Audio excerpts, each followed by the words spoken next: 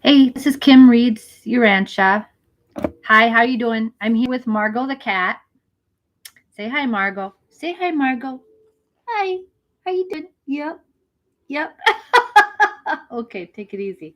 Yeah, she doesn't like to be, you know, she's all full of love when it's yeah, she's kind of she prefers to be like the put master behind the scenes. That's kind of her role. She doesn't like kind of shuns the spotlight, kind of like, Um, yeah, that's kind of how she is. The power behind the throne kind of thing. But it's okay. We know who's running the show, darling. Okay, we're going to read from the Ranch book today. First, we're going to read Light the Flame by Andrew Harvey. Okay, so today's September 28th. This is from Manikavachakar. Manikavachakar. Manikavachakar. Manikavachakar. Manikavachakar. Manikavachakar. Manikavachakar was a 19th century Tamil poet, that's southern part of India, Hindu, and he wrote the Taruvasakam. Taruvasakam, a book of Shaiva hymns. So he's an old guy, 9th century guy who there's a branch of Hinduism, and India is I feel like India is a place that's so rich, culturally and spiritually rich. So many different kinds of people that live there. I'd love to go there and just travel there. Wouldn't it be great to like get on like a caravan, like some elephants and camels, go around to the countryside in India and help the people with the harvest and go around and pray with them, and then go to the next village, and then up in the mountains up there, because the Hindu Kush is up there, talk to the different people, and the languages. There's so many different languages in India. Anyway, okay, so that's one of my places I'm fascinated with. Okay, here we go. Oh, unstained light, gleam of a flower in full bloom, teacher, honey sweet God food, loosener of all charms, cataract of tenderness. Reveal yourself to me, in me, and set me free. Reveal yourself to me, in me, and set me free. Cataract of tenderness. Cataract is not a tender thing. We're not talking about cataracts in your eyes. Those aren't tender things either. Cataract is like a place in a river that bends and rushes, because the rocks, that's where the river is most powerful. So it's a twist in a river where the water rushes like that. So but this is a cataract of tenderness. So this is where this tenderness rushes through, because tenderness can change lives.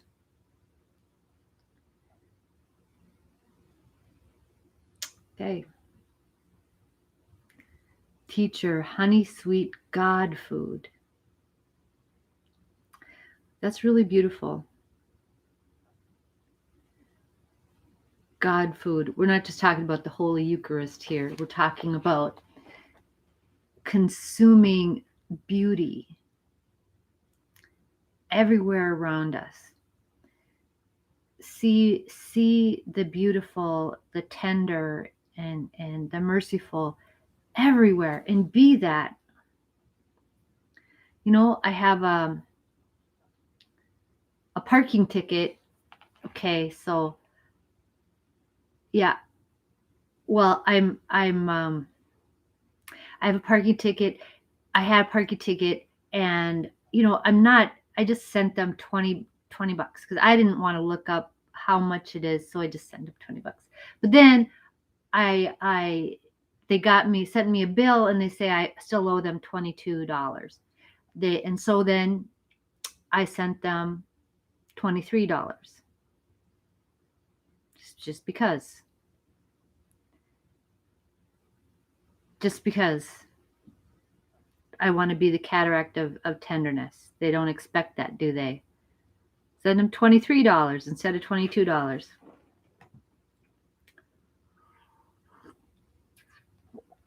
Okay. So some clerk at the courthouse, whatever, is going to get an extra dollar.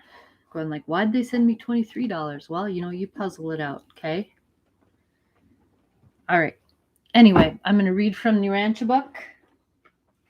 We are reading about the Paradise Sons of God, paper number 20. We're reading about the magisterial sons. I think we're still reading. We're saving the creator sons for the following paper, so we kind of skipped them. But this paper is about the Paradise Sons of God, introducing the Paradise Sons of God, the creator sons, the magisterial sons, and the Trinity teacher sons. We're on the magisterial sons, and we're talking about their functions. One of these things they do is judicial actions of the magisterial sons. Okay, so this is section 3. I've got cat hair. It's just, you can feel it, but I can't get it,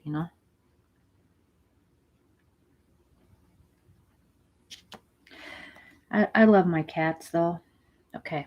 All right, here we go. The Avonals are known as magisterial sons because they are the high magistrates of the realms, the adjudicators of the successive dispensations of the worlds of time. So they preside over the awakening of the sleeping survivors, sit in judgment on the realm, bring to an end a dispensation of suspended justice. Right. Execute the mandates of an age of probationary mercy. Reassign the space creatures of planetary ministry to the tasks of the new dispensation, and return to the headquarters of their local universe upon the completion of their mission. So these are the ones who really, we think about, Jesus sitting in judgment. He will come again to judge the living and the dead.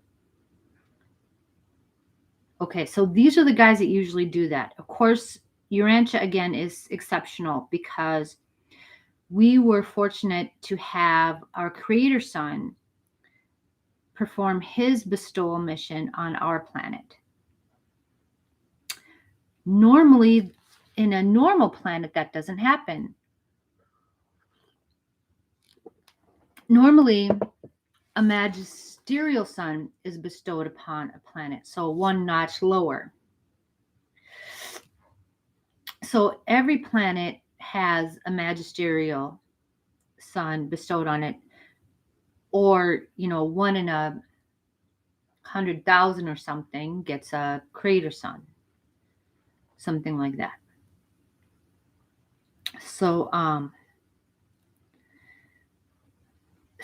these guys preside over the awakening of the sleeping survivors. So we talk about sleeping survivors, that's been interpreted to mean all the people that are laying in their graves and are sleeping when they're dead and they're waiting to be, judged and stuff. And I don't think that's what it means. I'm putting forth the idea that sleeping survivors are people that are walking around and just living their lives and don't really know God. They're just living according to what they think they're supposed to be doing. They don't have, there's so many people are just in survival mode. They're on autopilot. They don't have the leisure to or the energy to contemplate these big questions about their existence. They're just trying to survive. They're just trying to get what they can, because life is hard, life is tragic. It takes so much out of us. So these are sleeping survivors. Okay, they don't really understand their potentially divine nature. They're not bad. They haven't done anything that precludes them. Remember, people who choose not to ascend have to be fully aware of the choice that they're making. They have to be really invested in the material, invested in mechanisms that they use to deny the truth. That you have to really, because the truth is like a flood when it comes. So you have to be really into building that dam to prevent that flood from coming. And yeah, you have to be really, invested, consciously invested in that, in denying the truth. So these are people that they can ascend, but they're just at a low level of development. They're sleeping. So God has mercy on them, of course, and is gentle with them and brings them to a place where, you're going to be saved until you can be made aware of these choices, until you can have how many opportunities to forgive whatever has happened to you, and witness the fruits of the forgiveness, and then choose that. But it's hard for a lot of people, because gosh, a lot of awful things people do to each other, especially here. Okay, so I'm going to keep going here. All right, I pontificate too much, I know. Okay, when they sit down in judgment on the destinies of an age, the Avonals decree the fate of the evolutionary races. But though they may render judgments as extinguishing the identity of personal creatures, they do not execute such sentences. Verdicts of this nature are executed by none but the authorities of a super universe. Okay, so these guys can judge, right? Or like Hitler comes up, why do we always pick on Hitler, I know, I'm German, okay? Hitler comes up and he's not repentant of whatever he did. Of course, even, you got to understand, even if somebody did such atrocities as what Hitler did, or Charles Manson, or any of these, ultra villains of history, Pol Pot, or if they would come up and they would see what they did and have a shred of remorse, and just be able to say, I'm sorry, I don't think I probably shouldn't have done that. That God would take hold of that and show them that, and use that to teach them and show them. God has that much mercy, but that's up to them. That's up to them. I don't have any say over that, Yeah. And when we grow up go there. We might imagine meeting somebody like Hitler, Pol Pot up in heaven, and they're just so sorry for that. Are you one of the people that I've hurt, that I've and they would just be, and we'd have to comfort them and tell them that it's okay, and it was a huge thing, and look how much you've grown from it, and all this kind of thing. Can you imagine saying that to somebody? Like, that's bringing tears to my eyes. I can't even imagine how. But they'd have to be really, they'd have to be really contrite. I don't know. Yeah, and they'd come face to face with all of their victims, face to face with everybody they hurt.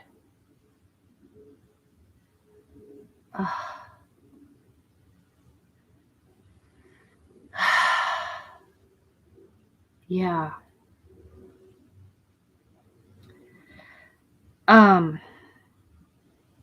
Okay. So the magisterial sons can sentence somebody to death or to extinction, personality extinction. But here that decision has to be reviewed by the Ancients of Days and actually carried out by the universal censors.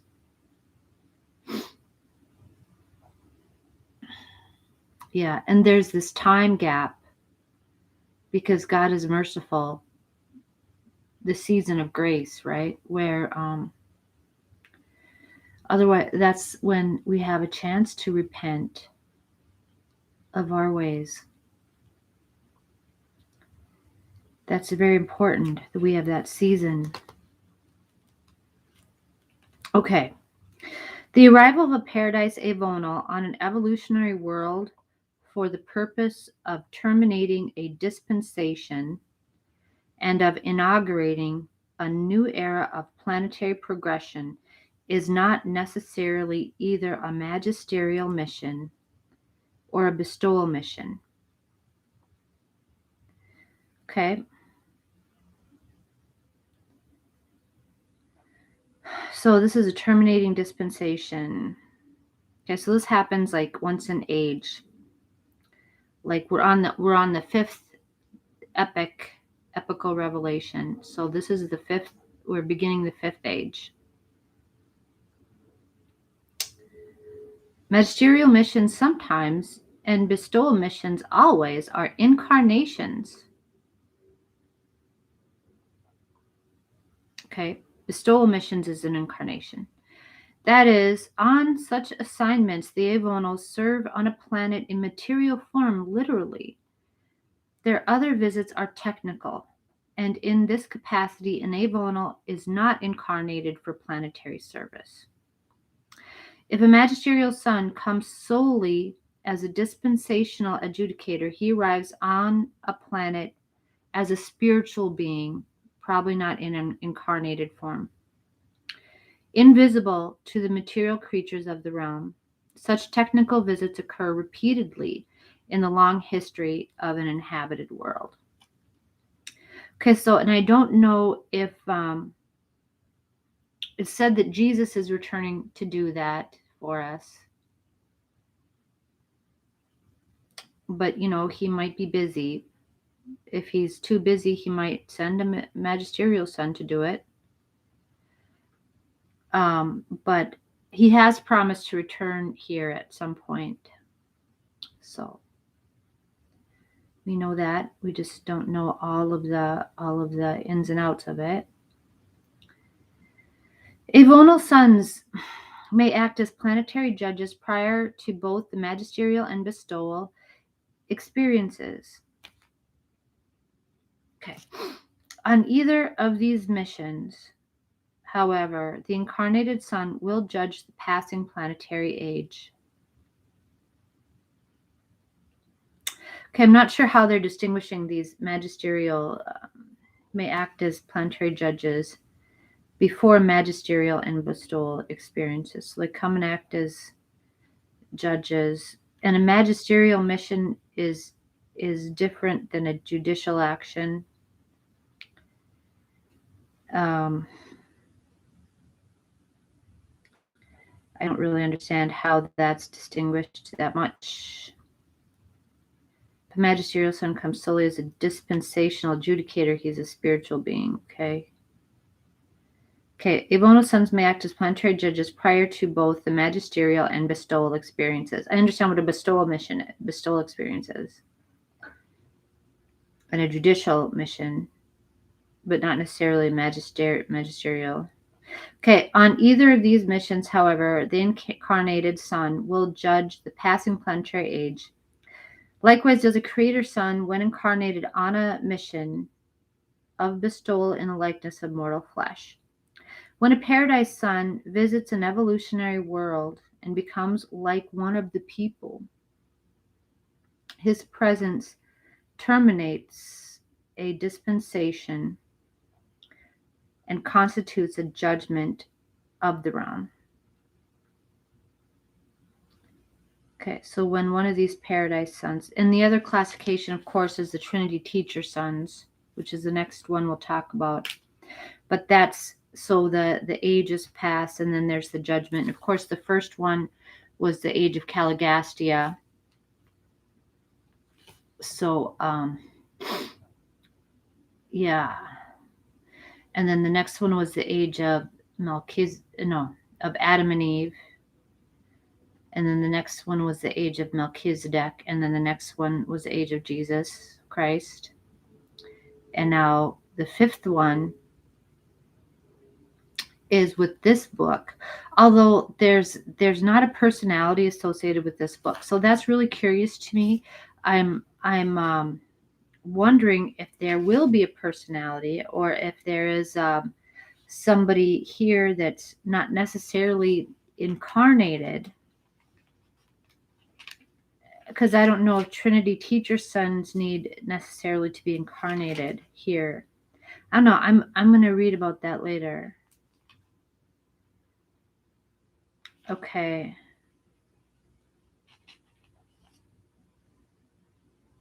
Anyway, okay, we're going to stop there now. Okay, so magisterial sons and creator sons do incarnate. Okay, we'll leave it there. Next time we'll talk more about these magisterial missions of the magisterial sons. Okay, you have a really good day. Thank you very much. Bye.